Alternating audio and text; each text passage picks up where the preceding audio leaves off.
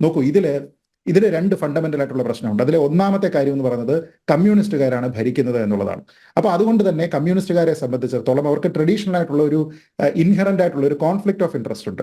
കാരണം അവരെ സംബന്ധിച്ചിടത്തോളം പല ആൾക്കാർക്കും വിശ്വാസത്തിനോടോ അത്തരം ക്ഷേത്ര കാര്യങ്ങളോടോ ഒന്നും തന്നെ ബഹുമാനമോ കാര്യങ്ങളോ ഒന്നും ഇല്ല. അത് പലപ്പോഴും പലരും പരസ്യമായിട്ട് തന്നെ പ്രഖ്യാപിച്ചിട്ടുമുണ്ട്. അപ്പൊ അങ്ങനെയുള്ള ആൾക്കാരെ ദേവസ്വം പോലെയുള്ള വകുപ്പുകൾ ഏൽപ്പിക്കുന്നതിന് പകരം അവരുടെ കൂട്ടായിട്ടുള്ള കുറേയധികം പാർട്ടികളുണ്ടല്ലോ, അതിൽ തന്നെ ഇത്തരത്തിൽ വലിയ പ്രശ്നമൊന്നുമില്ലാത്ത അല്ലെങ്കിൽ മോഡറേറ്റ് ആയിട്ടുള്ള വിശ്വാസികളോട് താല്പര്യമുള്ള ആൾക്കാരുണ്ടെങ്കിൽ അവർക്ക് എന്തുകൊണ്ട് ഈ വകുപ്പ് കൊടുത്തുകൂടാ എന്നൊരു ചോദ്യമല്ലേ. ഇപ്പോൾ അങ്ങനെയുള്ള എത്രയോ ആൾക്കാരുണ്ട്. ഇപ്പൊ ഗണേഷ് കുമാറിനെ സംബന്ധിച്ചിടത്തോളം ഗണേഷ് കുമാറിന് നിങ്ങൾ ട്രാൻസ്പോർട്ടേ കൊടുക്കൂ എന്നൊന്നും വാശി പിടിക്കുന്നതിൽ കാര്യമില്ലല്ലോ. ഇപ്പൊ അദ്ദേഹം ഒരു വിശ്വാസിയാണ്, എല്ലാവർക്കും അറിയാവുന്ന കാര്യമാണെങ്കിൽ അദ്ദേഹത്തിനും കൊടുക്കുക. ഇപ്പൊ ഞാൻ പറയുന്നത് എന്താണെന്ന് വെച്ചാൽ, ഭക്തരുടെ പ്രശ്നങ്ങൾ അറിയാവുന്ന ആരാധനാ സമ്പ്രദായങ്ങളോട് താല്പര്യമുള്ള വിശ്വാസമുള്ള ആൾക്കാർക്ക് ഇത് ഏൽപ്പിക്കാതിരിക്കുന്നത് കൊണ്ടുണ്ടാകുന്ന പ്രശ്നമാണ്. മന്ത്രി ശ്രീ രാധാകൃഷ്ണൻ തന്നെ മുമ്പ് ശബരിമലയിൽ പോയിട്ടുള്ള സമയം നോക്കുക. അദ്ദേഹം ഇരുമുടി കെട്ടില്ലാത്ത ആൾക്കാർ സംയമനം പാലിക്കണമെന്നൊക്കെ പറഞ്ഞപ്പോൾ അദ്ദേഹം ഇതിനു മുമ്പ് ശബരിമലയിൽ പോയിട്ടുള്ളപ്പോൾ ഇരുമുടി കൊണ്ടല്ല പോയിട്ടുള്ളത്. അദ്ദേഹം ഇത്തവണ പോയിരിക്കുന്നത് ഈ തിരക്കിനിടയിൽ അദ്ദേഹം അവിടെ പോയല്ലോ, ഇപ്പൊ കഴിഞ്ഞ ദിവസം. അപ്പൊ അന്നേരം പോയപ്പോഴും അദ്ദേഹത്തിന്റെ കയ്യിൽ ഇരുമുടിയൊന്നും കണ്ടില്ല. പക്ഷെ അങ്ങനെ അദ്ദേഹം പോകുന്നു. അദ്ദേഹം അങ്ങനെ പോകുന്ന സമയത്ത് ആചാരപരമായിട്ടുള്ള കാര്യവുമായിട്ട് ബന്ധപ്പെട്ടല്ല, ഒഫീഷ്യൽ ഓൺ ഡ്യൂട്ടി ആയിട്ടാണ് അദ്ദേഹം പോകുന്നത്, ശരി തന്നെ. പക്ഷെ അങ്ങനെയുള്ള ഒരാൾ ഈ ദീപാരാധന കഴിഞ്ഞ് നട തുറക്കുന്ന സമയത്തോ ഹരിവരാസനം പാടുന്ന സമയത്തോ ഒന്നും ഈ ക്ഷേത്രത്തിന്റെ മുന്നിൽ ഇങ്ങനെ കുറ്റിയടിച്ച് നിൽക്കണം എന്ന് യാതൊരു വിധത്തിലുള്ള ഇൻസ്ട്രക്ഷൻസും നമ്മുടെ ദേവസ്വം ബോർഡ് മാനുവലിലൊന്നും പറയുന്നില്ല. എന്നിട്ടും അദ്ദേഹം അവിടെ വന്നു നിന്ന് ഈ ക്ഷേത്രത്തിന്റെ ശ്രീകോവിലിന്റെ മുന്നിൽ വന്ന് നിൽക്കുന്നുണ്ട്. അങ്ങനെ നിൽക്കുന്നയാളിന് അവിടെ എല്ലാവരും തൊഴും. അതൊരു ആദരവാണ്, അതൊരു സാമാന്യ മര്യാദ കൂടിയാണ്. നിങ്ങൾക്ക് വിശ്വാസം ഉണ്ടെങ്കിലും ഇല്ലെങ്കിലും ഒരു ഭാഗത്ത് നിങ്ങൾ പോയി ചെന്ന് നിൽക്കുകയാണ്. അവിടെ എന്തായാലും കഥകളിയൊന്നും അല്ല നടക്കുന്നത്, അവിടെ ക്ഷേത്രവുമായി ബന്ധപ്പെട്ട ആചാരമാണ്. അവിടെ നിൽക്കുന്ന സമയത്ത് നിങ്ങൾ അവിടെ കൈ തൊഴുത് നിൽക്കണം. അദ്ദേഹം കൈ തൊഴുന്നില്ല, ഇങ്ങനെ അദ്ദേഹം കൈയൊക്കെ അല്ലാത്ത രീതിയിൽ വെച്ച് നിൽക്കുകയാണ്. അതിനുശേഷം എന്താ ചെയ്യുക? ക്ഷേത്രത്തിൽ നിന്ന് തീർത്ഥം കൊണ്ടു കൊടുക്കുന്ന സമയത്ത് അദ്ദേഹം അത് സ്വീകരിക്കുന്നുണ്ട്.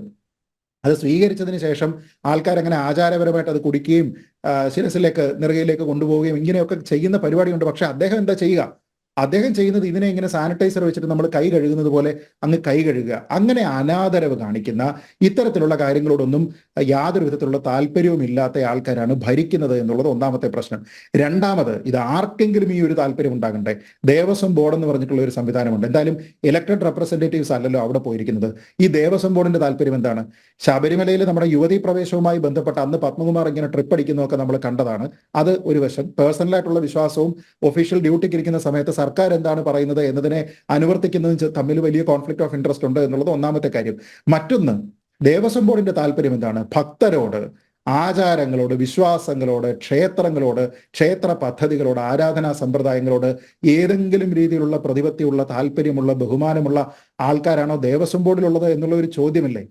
ആ ചോദ്യം കൂടുതൽ പ്രസക്തമാകുന്ന ഒരു സാഹചര്യത്തിലാണ് നമ്മൾ ഇന്ന് ഈ ചർച്ചയ്ക്ക് ഇരിക്കുന്നത്. കാരണം ചക്കുവള്ളി ക്ഷേത്രവുമായി ബന്ധപ്പെട്ട് നവകേരള സദസ് അവിടെ കൊണ്ടുവന്ന ആ ക്ഷേത്രത്തിന്റെ കോമ്പൗണ്ടിൽ, ആ ക്ഷേത്രത്തിന്റെ മൈതാനത്തിൽ നടക്കുന്നതുമായി ബന്ധപ്പെട്ട് ഇന്ന് ഹൈക്കോടതിയുടെ ഒരു ഉത്തരവ് വന്നിട്ടുണ്ട്. അങ്ങനെ നടത്താൻ പാടില്ല എന്ന് പറഞ്ഞ് തിരുവിതാംകൂർ ദേവസ്വം ബോർഡിന്റെ ആ ഒരു ഓർഡറിനെ റദ്ദാക്കിയിട്ടുണ്ട്. അപ്പൊ ഇനി ചക്കുവള്ളി ക്ഷേത്രത്തിൽ ഔദ്യോഗികമായിട്ടുള്ള സർക്കാർ പരിപാടി നടത്താൻ പറ്റില്ല. എത്രയോ വിധികളുണ്ട്. ഇതിനു മുമ്പ് ഹൈക്കോടതിയുടെ വിധി ഉണ്ടായിട്ടുണ്ട്, ഹൈക്കോടതിയുടെ ദേവസ്വം ബെഞ്ചിന്റെ വിധികൾ എത്രയോ ഉണ്ടായിട്ടുണ്ട്. അതിൽ വളരെ കൃത്യമായിട്ട് പറഞ്ഞിട്ടുണ്ട്, നിങ്ങളൊരു കൾച്ചറൽ പ്രോഗ്രാം, ഒരു സാംസ്കാരിക പരിപാടി, ഒരു സോഷ്യൽ പ്രോഗ്രാം, ഒരു സാമൂഹ്യ പരിപാടി നടത്തിയാൽ പോലും അത് ക്ഷേത്രവുമായി ബന്ധമില്ലാത്ത, ക്ഷേത്ര ആരാധനയുമായി ബന്ധമില്ലാത്ത കാര്യമാണ് എങ്കിൽ അത് നടത്താൻ പാടില്ല. അപ്പൊ അങ്ങനെയുള്ള സമയത്ത് നിങ്ങൾക്കൊരു രാഷ്ട്രീയ പരിപാടി, സർക്കാർ പരിപാടി, ഈ പരിപാടികളൊന്നും തന്നെ നടത്താൻ പാടില്ല. അത് ആർക്കറിയാം? ഈ കേസുകളിലെല്ലാം തന്നെ കക്ഷിയായിരിക്കുന്ന തിരുവിതാംകൂർ ദേവസ്വം ബോർഡിനെ മറ്റ് ദേവസ്വം ബോർഡുകൾക്ക് അറിയേണ്ടതാണ്. എന്നിട്ട് ഇവരെന്താണ് ചെയ്യുന്നത്? ദാ ഒരു പേപ്പറിൽ നീളത്തിൽ ഇണ്ടാസ് എഴുതി ഒപ്പുവിട്ട് കൊടുത്തിരിക്കുകയാണ്, ദാ നിങ്ങൾ ഇവിടെ പരിപാടി നടത്തിക്കോ എന്ന്. അപ്പൊ ഇവർക്ക് ആരോടാണ് ബഹുമാനം? ഞാൻ നേരത്തെ കുറേയധികം കാറ്റഗറി ആൾക്കാരെ പറഞ്ഞില്ലേ, ഭക്തർ, വിശ്വാസം, ക്ഷേത്രം, ആരാധനാ സമ്പ്രദായം, പദ്ധതികൾ, ഇതിനോട് വിശ്വാസമില്ല എന്ന് മാത്രമല്ല ഈ നാട്ടിലുള്ള നിയമ സംവിധാനത്തിനോട് പോലും ബഹുമാനമില്ല. അല്ലെങ്കിൽ ഇങ്ങനെ കോടതി പറഞ്ഞിരിക്കുന്ന കാര്യത്തിലോ ഇപ്പൊ വേറെ ഏതൊക്കെ ക്ഷേത്രത്തിൽ നടക്കുന്നുണ്ട്? ഇപ്പൊ കടക്കൽ ക്ഷേത്രം, നമ്മുടെ ചടയമംഗലം മണ്ഡലത്തില് നവകേരള സദസ്സ് നടക്കാൻ പോകുന്നത് 20-ാം തീയതി കടക്കൽ ക്ഷേത്രമാണ്. കടക്കൽ ക്ഷേത്രവുമായി ബന്ധപ്പെട്ട് ശ്രീ ശങ്കുറ്റിദാസ്, നമ്മുടെ സുഹൃത്ത് ശങ്കുറ്റിദാസ് കോടതിയിൽ പോയിട്ടുണ്ട്. അത് കോടതിയിൽ കേൾക്കാൻ വേണ്ടിയാണ്. ശാർക്കര ക്ഷേത്രവുമായി ബന്ധപ്പെട്ട് സമാനമായിട്ടുള്ള പ്രശ്നങ്ങളുണ്ട്. അപ്പൊ അങ്ങനെ നമ്മൾ നോക്കിക്കഴിഞ്ഞാൽ ഈ കൊല്ലത്തേക്കോ ഒക്കെ വരുന്ന സമയത്ത് മുഴുവൻ അടപടലം പരിപാടികളെല്ലാം ക്ഷേത്രത്തിലേക്ക് പോകുന്നു, ക്ഷേത്രവുമായി ബന്ധപ്പെട്ട് ദേവസ്വം അനുവാദം നൽകുന്നു, ഇങ്ങനെ ചെയ്യുന്നു. അപ്പോ ഈ പരിപാടികൾ ഈ നമ്മുടെ ആരാധനാ സമ്പ്രദായമായിട്ടോ മതപരമായിട്ടോ ഉള്ള കാര്യങ്ങളിൽ പറഞ്ഞിരിക്കുന്നതല്ലാതെ വ്യവസ്ഥാപിതമായിട്ടുള്ള നിയമങ്ങൾ, എല്ലാവർക്കും ബൈൻഡിംഗ് ആയിട്ടുള്ള നിയമങ്ങളിൽ പറഞ്ഞിരിക്കുന്ന കാര്യത്തിനോട് പോലും തെല്ലിട അണുവിട ബഹുമാനമില്ലാതെ അതിനെയെല്ലാം കാറ്റിൽ പറത്തിക്കൊണ്ട് രാഷ്ട്രീയമായ തീരുമാനങ്ങൾക്ക് പിന്നാലെ പോകുന്ന ആൾക്കാരാണ്.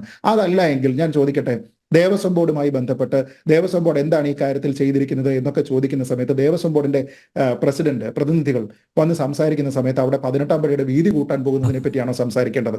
ഞാൻ ചോദിക്കുന്നത്, ഈ 18-ാം പടിക്ക് വീതി ഇല്ലാത്തത് കൊണ്ടായിരുന്നോ ഇതുവരെ അവിടെ ഉണ്ടായിരുന്ന പ്രശ്നം? ഇതിനു മുമ്പുള്ള വർഷങ്ങളിലെല്ലാം 18-ാം പടി ഓരോ പടിക്ക് 4 അടി വീതം വീതി ഉണ്ടായിരുന്നു. അപ്പം എന്തൊക്കെ വിഡ്ഢിത്തമായിട്ടുള്ള കാര്യങ്ങളാണ് ഇവർ ഈ പറയുന്നത്? അപ്പൊ ഞാൻ പറയുന്നത്, അടിസ്ഥാന പ്രശ്നം എന്ന് പറഞ്ഞു കഴിഞ്ഞാൽ ഈ ഹിന്ദു മതവിശ്വാസികൾ ഇവിടെ നേരിടുന്ന ഏറ്റവും വലിയൊരു പ്രശ്നമുണ്ട്.